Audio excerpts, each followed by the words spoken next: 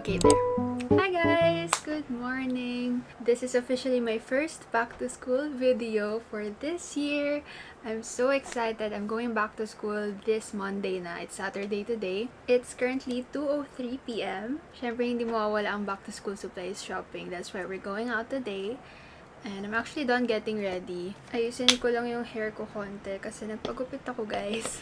Medyo mas maiksi na siya compared last time. And pinapantay ko siya. So, yan, mukha siyang maiksing tingnan. Pero okay lang. New me, new look. Siguro sa Monday ko na-explain sa inyo yung schedule ko for this school year kasi medyo nagmamadali na ako. There.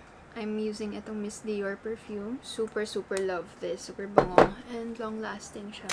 Quick outfit check. I'm not sure if I'm gonna wear this today. Black top, black pants, wala pa akong shoes. Let's go! I'm so excited!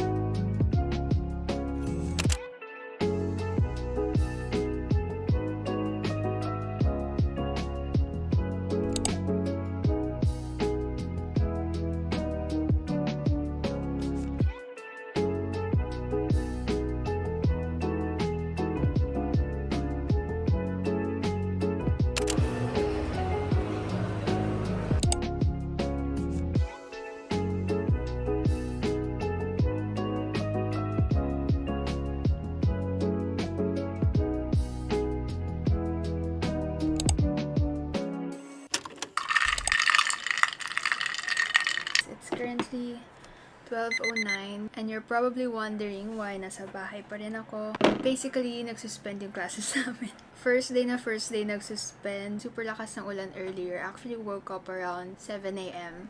I did some yoga and then in-announce na online na lang yung classes namin. Then around 9 a.m. bigla na talagang sinuspend all levels kahit online classes. So since wala naman tayong plan for today, I'm just gonna do a haul ng mga nabili ko last Saturday. And I also got a few stuff online na school supplies. So I'll just do a quick haul here. Okay, so let's start first with Muji. If you guys know me, alam nyo na super love kong mag-shop sa Muji.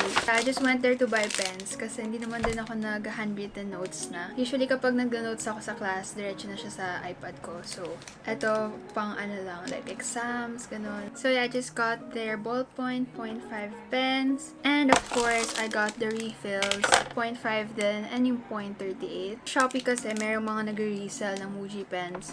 And usually dun din ako bumibili ng 0.38 naman. So, ililive ko na lang yung link sa baba kung saan ako bumibili ng Muji pens from Shopee. And I also got itong organizer lang. Makeup box siya actually. Wala, clear lang siya or frosted clear. Maybe lagay ko siya dito sa part na to kasi I have my perfumes here. Okay, next is from Zara. And I just got 2 items from there. First, I got pants from them kasi I've been looking for a straight leg pants na black sana for school. Ayan. I got myself a black one para lang may options ako and may masuot ako sa campus. Kasi guys, super hirap pala talaga kapag walang uniform. As in, siguro kung papapiliin ako kung mag-uniform ba ako or like civilian everyday, mas pipiliin ko na lang mag-uniform everyday kasi less sa mga iisipin mo for the day. And then I also got myself itong perfume na to from Zara. This is actually my first time to try perfumes from Zara. This is called Red Zara Temptation. 895 lang to guys. And sabi ko gusto ko magkaroon ng perfume na madadala ko sa campus. Actually, it smells really good naman. So, okay, so I just got one item from Healthy Options. Di ko alam bakit ang laki ng bag niya. Oh! So, I got myself itong soy protein powder. Since I started working out and nag-weights na din ako, recommended daw na mag-protein powder every after workout. So, I'm gonna try this out. And we also got itong chocolate version. Kasi I think ito is wala talagang lasa. For this one is high protein energy meal. So, feeling ko iba siya. I don't know. Let's just see. We also got our favorite snack pala from Healthy Options. I swear, super sarap nito, guys. Gusto ko din yung red na to eh. Pero yeah, do yourself a favor kapag pumunta ka na Healthy Options. Try nyo to. Not sponsored, pero as in super sarap lang talaga. Wait lang, I need my matcha break, guys. Okay. Now, guys, I have 4 packages pa here. Bear with me. Bubuksan natin to isa-isa. Ito naman, galing na to from Shopee, TikTok, Lazada, halo-halo. So, oh, okay. This is the Screen Daddy microfiber cleaning pads for your iPhones or for your gadgets. Isa-stick lang siya sa phone case. This is actually not bad kasi 3 na yung laman niya sa loob. Sa isang pack pala. So, love it! Happy purchase! Oh, okay. Next, we have... I know, sabi ko, hindi naman ako nag-handwritten notes. Pero guys, hindi ko talaga mapigilan sarili ko bumili ng notebook. I got 2 A4 notebooks. I know, di ko to kailangan. To be fair guys, nagamit ko naman yung notebook ko last term. Hindi ko lang na-kompleto, like marami pang space sa likod. Pero B5 kasi to. So bumili ako na A4 para mas maliit na siya. I got myself KS wipes. Late na ako sa trend, I know, pero nag-work naman kasi pala talaga siya. Like, na-amaze ako kasi si ate may ganito. Pinunasan niya lang yung white shoes niya and natanggal talaga yung dumi. So, I got myself one. Guys, can you see this?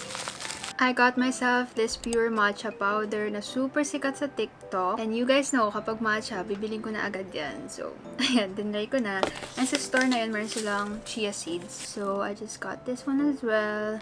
Okay guys, so yun yung papakita ko sa inyo for my school supplies haul. Since suspended nga kami today, I don't have anything else to do. I am probably going to finish my Skillshare classes. Kasi nag-join ako, start ng bakasyon ko actually, nag-join na ako. So yun, tatapusin ko na siya today. See you guys tomorrow. Bye.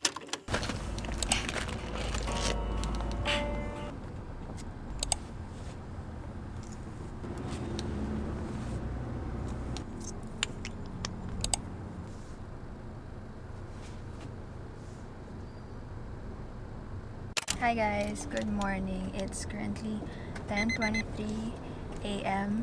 and nasa Taft na kami right now. I have a class around 11 a.m.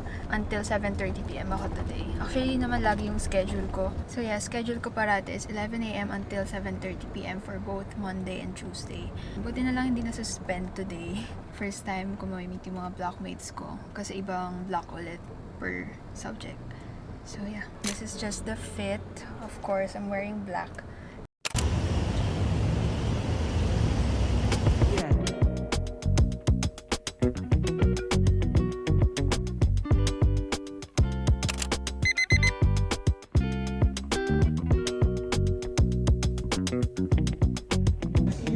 First class now.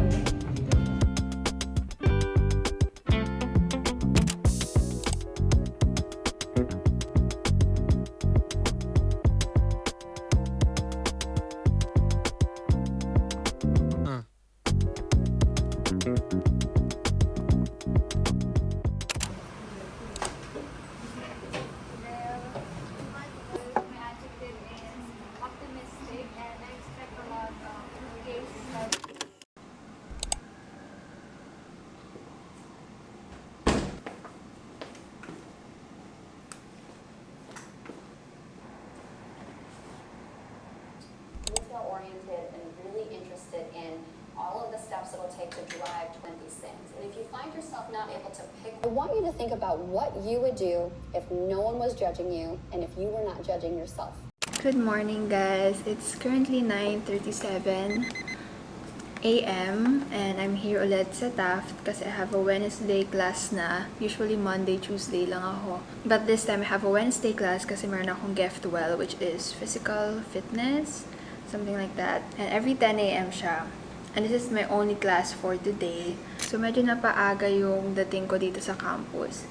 So, I decided na magstay muna dito sa isang empty classroom. And I'm just gonna finish my Skillshare class. So, yeah, every once in a while talaga kapag may mga free time ako, sinisingit ko yung Skillshare kasi wala, sayang din kasi yung time kapag wala akong ginagawa. I don't know if it's just me. So basically, during my term break, I decided to take some of my time relearning Hangul or Korean language. And actually, nung pandemic, nag-hire ako ng private tutor for Korean, which was fun, and ang dami ko talaga natutunan doon. I learned how to write and read. So yeah, online lang siya, but then I have face-to-face classes here in LaSalle, so medyo mahirap siya isiksik sa schedule. So since I can't control my schedule anymore, I decided to join Skillshare. If you guys don't know, Skillshare is an online learning community with thousands of classes for creative and curious people. What I really love about Skillshare is that I can learn at my own pace. I'm currently taking classes about Hangul, piano lessons, and even personal development. Those are actually my hobbies that I am genuinely interested in. So I didn't want to feel like it's a burden for me. I wanted to enjoy the process of learning Hangul or piano.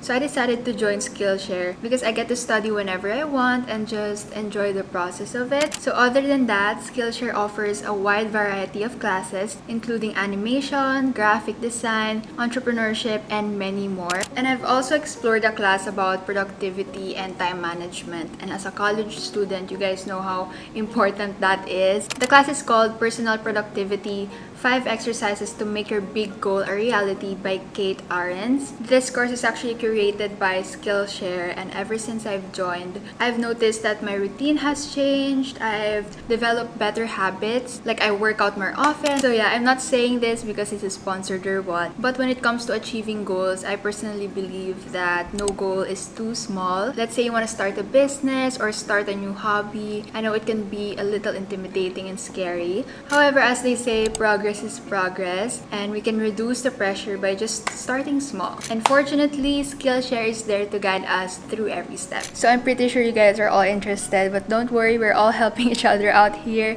So the first 1,000 people to use the link below will get a 1-month free trial of Skillshare. So guys, you know what to do. You can explore any classes that you want, or you can even take the classes that I'm currently taking. I will leave them below. So yeah, thank you again, Skillshare, for sponsoring today's video. And now I'm just gonna finish my class and let's go.